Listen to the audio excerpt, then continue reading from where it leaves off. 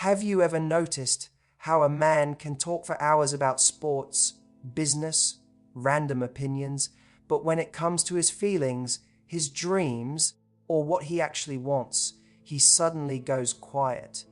And you're left thinking, why won't he just open up? Here's the truth most women never hear. It's not that men don't want to open up. It's that they're rarely asked the kind of questions that make them feel safe, respected, and genuinely interesting. You see, most conversations in dating stay on the surface. How was your day? What do you do? Where did you grow up? Safe, predictable, forgettable. But when you ask a man the right question, the kind that makes him feel seen rather than tested, something shifts. His posture changes. His voice softens. He leans in. And here's the powerful part: men quietly love answering certain questions. They don't advertise it. They don't ask you to ask them. But when you do, you separate yourself instantly from every other woman who just made small talk. So today, I'm going to share 5 questions men secretly love answering, questions that create emotional connection, spark attraction, and build depth without feeling heavy or intense. And ladies, number 4, that one changes everything. Let's slow this down for a moment, because this question is far more powerful than it sounds. What's something you're really proud of that people don't usually notice? On the surface, it feels simple, almost casual, but emotionally, it goes straight to the heart of how a man experiences value. You see, most men walk through life carrying quiet victories no one claps for, the promotion he worked late nights for, the discipline it took to get in shape, the responsibility he carries for his family, the personal battle he fought and never posted about. Society celebrates big wins, the flashy milestones. But the internal growth, the character-building moments, those often go unseen.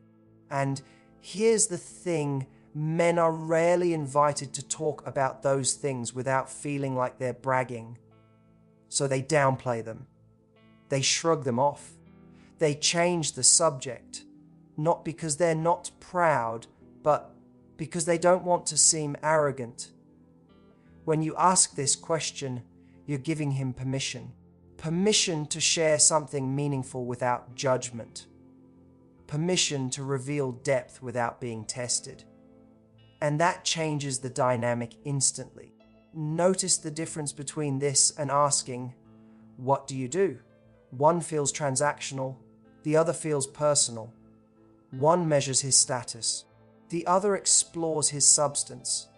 And when he pauses before answering, that pause matters. That's him scanning his internal world. That's him deciding whether it's safe to open that door. So don't rush it. Hold eye contact. Smile gently. Let the silence breathe for a second. That silence communicates. I'm genuinely interested. When he starts speaking, listen differently.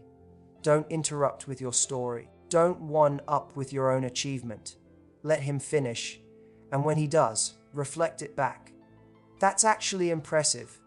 Or, I love that about you. Keep it grounded, authentic. Admiration, when it's specific, is incredibly powerful. General praise feels polite. Specific recognition feels intimate. For example, if he says he's proud of supporting his younger sibling through school, you might say, "That says a lot about your loyalty." Now, you're not just praising the action, you're highlighting the character behind it. And that's what makes him feel truly seen. Here's something most women don't realize: men often bond through shared experiences, but they fall emotionally through appreciation. When a man feels admired for who he is, not just what he provides, he relaxes around you. His guard lowers, his energy softens. And this doesn't mean you overdo it. Attraction isn't about flattery. It's about emotional accuracy. You're simply noticing what others overlook. That's magnetic, because in that moment, you're no longer just another conversation. You're the woman who made him feel understood, and people are drawn to those who understand them. So the next time you're sitting across from him, coffee in hand, conversation flowing, lean in slightly and ask, what's something you're really proud of that people don't usually notice? Then watch what happens. You won't just get an answer. You'll get a glimpse of the man beneath the surface. Now let's talk about a question that quietly unlocks a man's sense of purpose. What's a goal you're working toward right now? This isn't just small talk. This isn't R.A. Somé conversation. This question goes straight to something deeply tied to how many men define themselves: direction. You see, a man's identity is often connected to where he's going, not just where he's been, but where he's headed. And when you ask him about a goal he's currently working on, you're stepping into his future with him. That's powerful. Most people only ask about achievements after they happen. Very few ask about the climb while it's still messy, uncertain, unfinished. And that's where the real connection lies, in the becoming. When he talks about a goal, maybe it's building a business, getting a promotion, improving his health, learning a skill. He's revealing ambition. He's revealing standards. He's revealing the version of himself he's trying to grow into. And here's what's important. Don't turn this into pressure. This is not an interview. It's not, oh really? How much money will that make? Or when will you achieve it? That shifts the energy into evaluation. Instead, soften your tone. Lean back slightly. Let curiosity guide you. Say, what inspired that? Or what excites you most about it? Now you're not testing him. You're investing in understanding him. There's a huge difference. When a man feels like you're interested in his vision, not measuring it, he opens up more. His body language changes. He becomes animated. He starts explaining details. And in that moment, he feels respected. Respect for many men is emotional fuel. It's what makes them feel alive in connection. And here's something subtle but important. When you listen to his goals, you're also learning compatibility. You're discovering his values without interrogating him about them. If his goal is about stability, that tells you something. If it's about adventure, that tells you something else. If it's about growth, discipline, creativity, you're getting insight into his inner world, all without heavy relationship talk. That's elegant communication. And when he finishes explaining his goal, instead of immediately shifting the topic, reflect something back. I love how focused you are when you talk about that. Or, it's attractive that you care about improving yourself. Notice what that does. You're connecting admiration to effort. You're reinforcing the version of him he wants to become. People naturally gravitate toward those who believe in their potential. Now here's the deeper layer.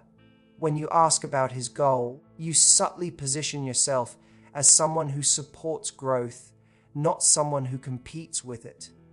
And that creates emotional safety. A man who feels that you respect his path won't feel suffocated by you. He'll feel understood. And understanding builds attraction in a way games never can. So next time you're on a date or even texting late at night, instead of defaulting to surface conversation, gently ask, what's something you're working toward right now? Then let him take you into his world, because when you show interest in a man's direction, he starts to imagine you being part of the journey. Now this question, this one is subtle, but it goes straight to the core of a man's identity. When do you feel most confident? Notice what you're not asking. You're not saying, Why are you insecure? You're not pointing out what's missing. You're guiding him toward his strength. And that shift alone changes the emotional temperature of the conversation. Because confidence, for many men, isn't something they walk around declaring. It's something they feel in specific moments when they're leading, solving a problem, protecting someone, performing, creating, competing, building. It's situational. So when you ask this, you're inviting him to describe the environment where he feels powerful and at ease. That's deeply affirming. Most people highlight where someone falls short. Very few highlight where someone shines. And when you do that, he associates you with that feeling. He starts reliving those confident moments as he speaks. Maybe he says he feels most confident when he's presenting ideas at work. Maybe it's when he's training at the gym. Maybe it's when he's mentoring someone younger. Pay attention not just to what he says, but how he says it. His posture might straighten. His tone might deepen. His energy might become more animated. That's him reconnecting to a powerful version of himself. And here's where you create attraction without trying too hard. Reflect it back to him. If he says he feels confident when he's leading a team, you might smile and say, "I can see that you light up when you talk about leading." That observation is magnetic because it shows you're present. You're not just hearing words, you're reading him. And people feel deeply drawn to those who truly see them. Now let's go deeper. When you understand when he feels most confident, you also understand what kind of dynamic brings out his best. If he feels confident when he's protecting or providing, he likely values appreciation. If he feels confident when he's being playful and witty, he values fun and chemistry. If he feels confident when he's achieving goals, he values ambition and progress. You're gathering emotional intelligence about him without interrogation, and that allows you to naturally respond in ways that amplify attraction. Here's something powerful. Men don't just want to feel confident alone. They want to feel confident around the woman they're with. So when you create space for him to step into that confident energy, you become associated with that version of himself. That's incredibly bonding. It's not about ego boosting, it's about emotional alignment. And notice, this question also builds safety, because you're not asking him to expose weakness. You're inviting him to explore strength. That makes vulnerability easier later. Strength acknowledged creates security. Security creates openness. So the next time you're sitting together and the conversation feels good, lean in slightly and ask, "When do you feel most confident?" Then watch his expression. Watch his energy shift. And when he answers, anchor that moment with genuine appreciation. Because when a man feels powerful and seen in the same breath, attraction doesn't need to be forced. It grows naturally. Now this is where things shift from interesting to intimate. What kind of relationship makes you feel respected? Notice how different that sounds from, "What do you want in a relationship?" The second question feels like pressure. It feels like evaluation. It can make him scan for the right answer. But asking about respect, that touches something deeper. For many men, respect is emotional oxygen. Without it, attraction fades. With it, connection strengthens. And the reason most women never ask this is because respect can feel abstract, but to him, it's very real. When you ask this calmly, without intensity, without an agenda, you're signaling emotional maturity. You're not demanding commitments. You're exploring values. That feels safe. And safety is what allows honesty. He might say he feels respected when his opinions are heard, or when his efforts are acknowledged, or when disagreements don't turn into character attacks, or when his partner trusts his leadership in certain areas. Listen carefully here, because what he describes isn't just preference, it's emotional wiring. And when he explains it, don't interrupt. Don't defend hypotheticals. Don't say, "Well, I would never do that." Just listen. Let him feel understood first. Understanding doesn't mean agreeing with everything. It means you're willing to see his perspective, and that alone builds trust. Now here's the powerful part. When a man feels respected by a woman, he naturally leans closer emotionally. He wants to invest more.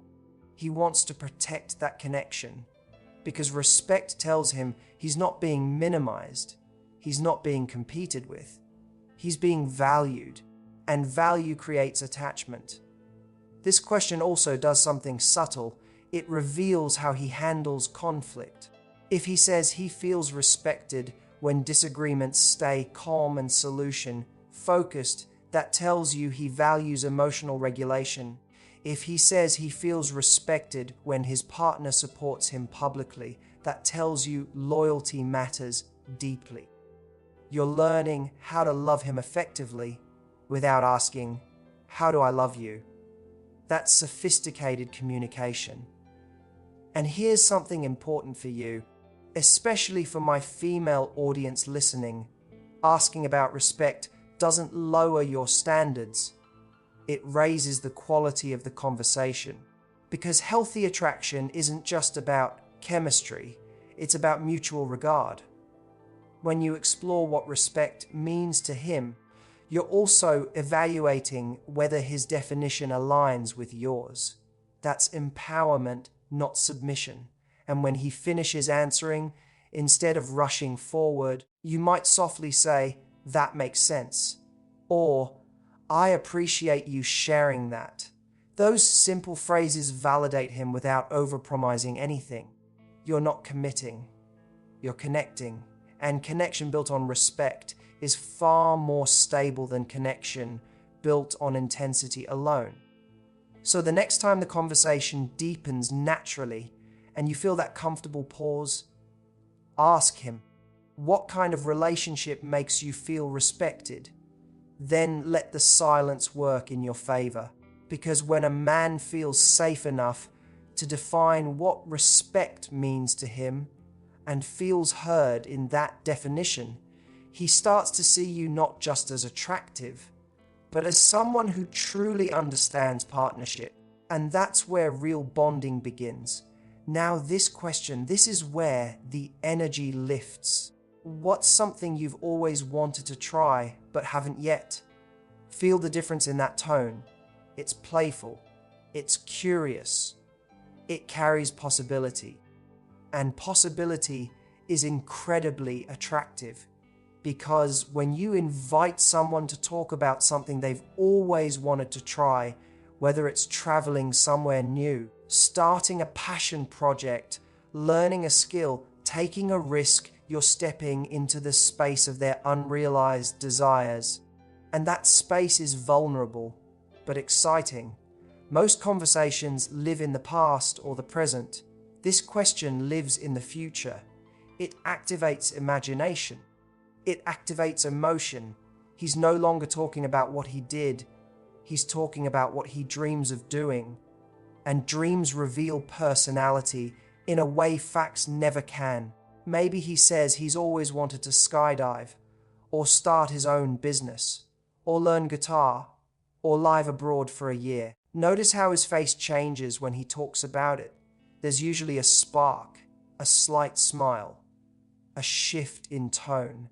That's aspiration coming to the surface. And here's where you lean in emotionally, not by taking over, not by saying, "Oh, I've done that," but by saying, "What stopped you?" Gently, not critically. That follow-up question shows depth. It shows you care about the why behind the hesitation. Maybe it's fear, maybe timing, maybe responsibility. And when he shares that you're seeing both ambition and vulnerability at the same time, that's powerful. Now, here's the subtle attraction trigger. When you respond with openness instead of judgment, you become associated with freedom. If he says he's always wanted to travel somewhere spontaneous, and you smile and say, "That actually sounds like an adventure," you've just aligned yourself with possibility. You're no longer just someone he talks to. You're someone he can imagine experiencing life with. That's how emotional chemistry grows naturally. And notice, this question doesn't pressure commitment.